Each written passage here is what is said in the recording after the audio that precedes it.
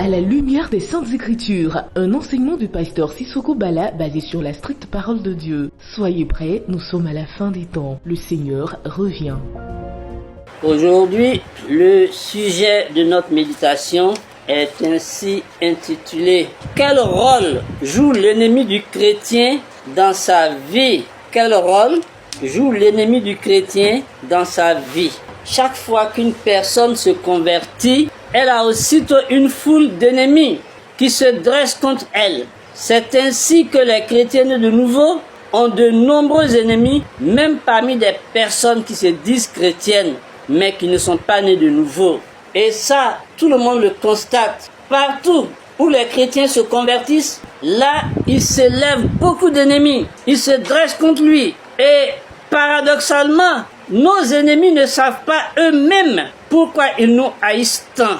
Ils ne nous aiment pas et c'est sans cause qu'ils s'en prennent à nous, poussés par des esprits mauvais, dont le premier est Satan lui-même. Prenons le psaume 35 et lisons le verset 19. Comme je l'ai dit, sans cause. Psaume 35, verset 19.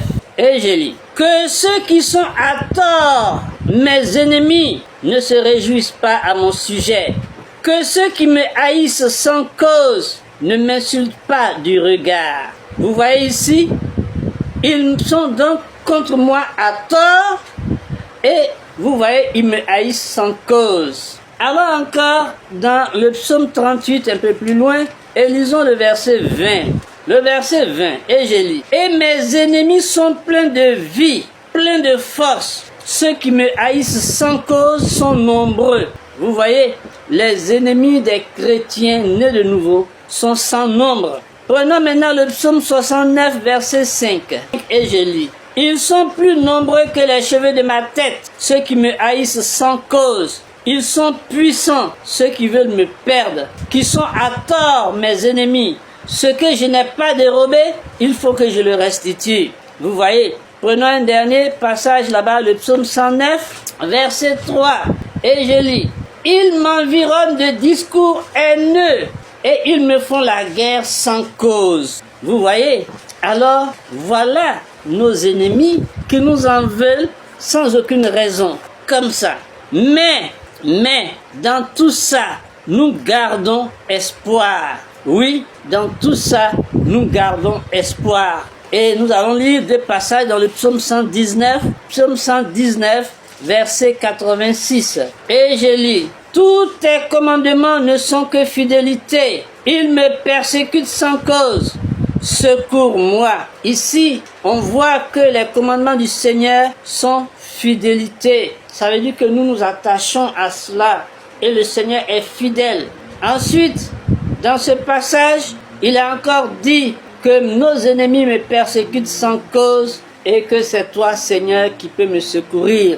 Alors secours-moi. Maintenant, allons lire le verset 161 de ce même passage. Et je lis. Des princes me persécutent sans cause, mais mon cœur ne tremble qu'à tes paroles. Cela veut dire simplement que c'est seulement les paroles du Seigneur que j'écoute avec respect.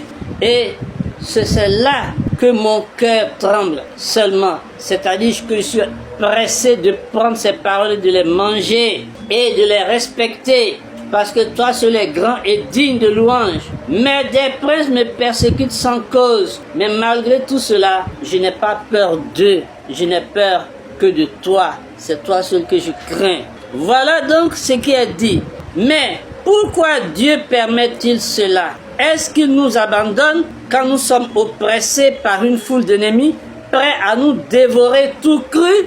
Non. Car il a dit, je ne vous abandonnerai pas. Je suis avec vous tous les jours jusqu'à la fin du monde. Et lisons Jean chapitre 14, versets 17 à 18. Et je lis. L'esprit de vérité que le monde ne peut recevoir, parce qu'il ne le voit point et ne le connaît point. Mais vous le connaissez, car il demeure avec vous et il sera en vous.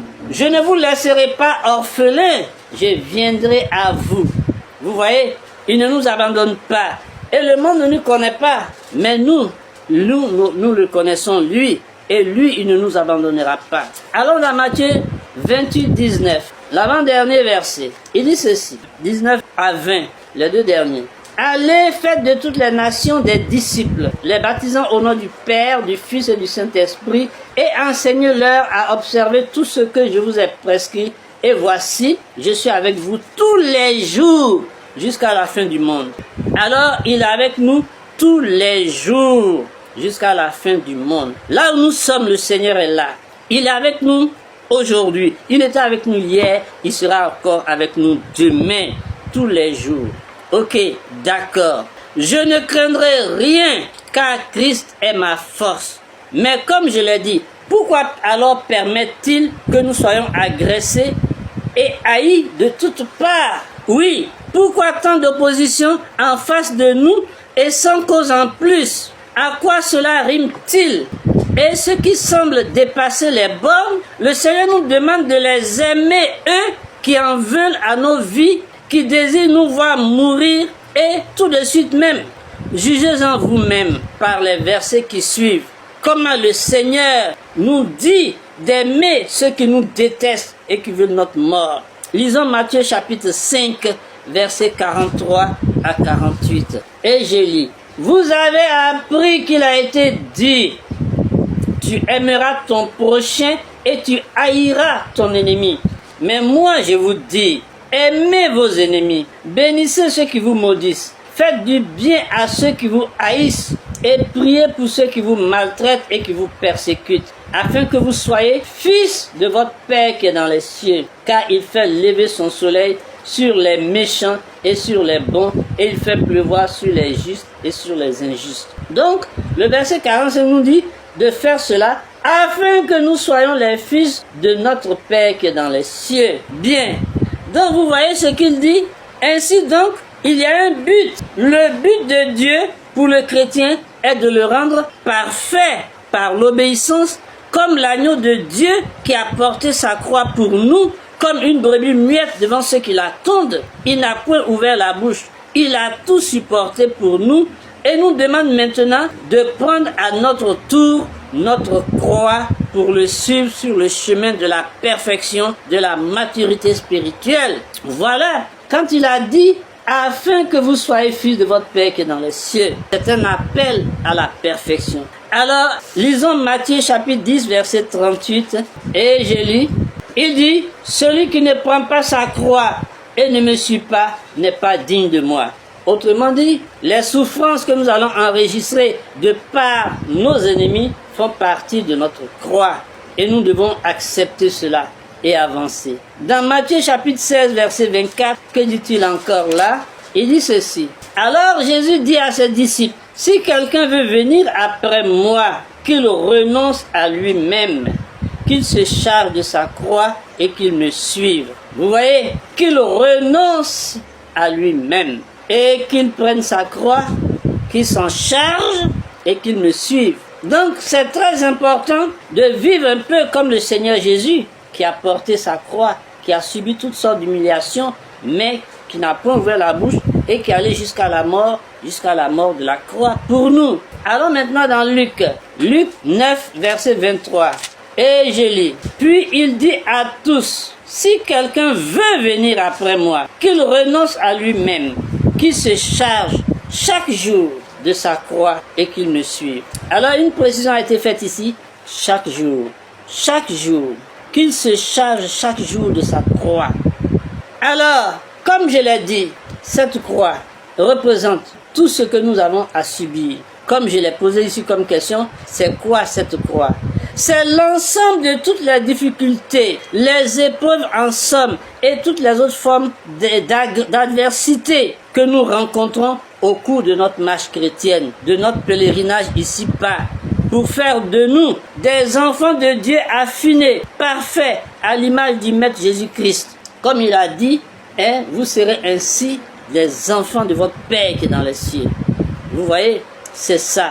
Nos ennemis sont donc des instruments que Dieu utilise pour former en nous le caractère du ciel, pour faire de nous une image parfaite du Christ qui a porté sa croix en silence jusqu'à la victoire finale, sans haïr même ceux qui avaient grincé des dents contre lui et avaient juré de le faire mourir, ni contre ceux qui lui avaient enfoncé les clous dans ses pieds et ses mains. N'a-t-il pas dit, Père, pardonne-leur, car ils ne savent ce qu'ils font?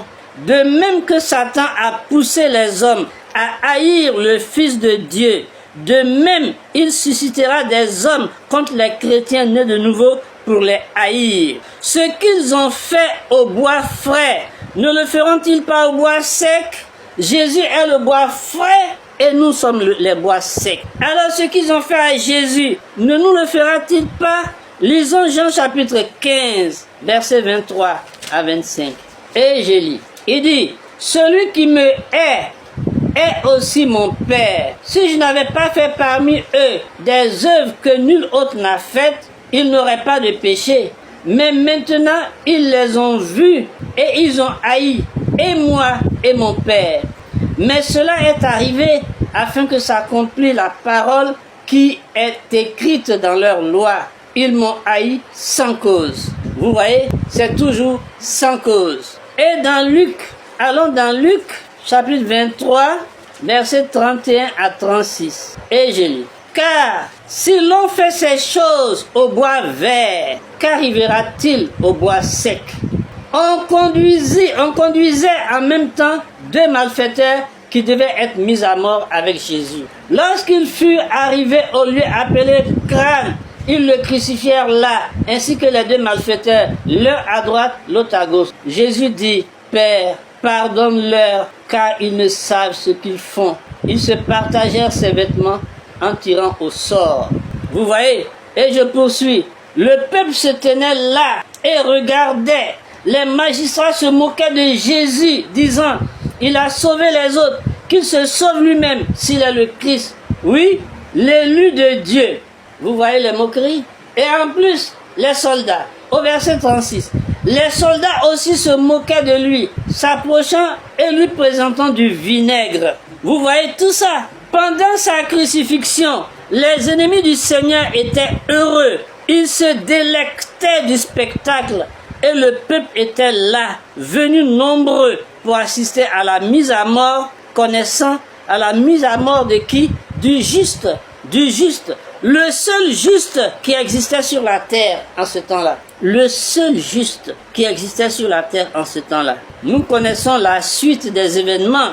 Oui, la victoire totale et écrasante du Seigneur sur la mort et le séjour des morts, sa glorieuse résurrection et la panique dans le camp de ses ennemis. Ils ont même payé les gardes du sépulcre pour raconter des mensonges, pour faire croire que son corps avait été volé par ses disciples.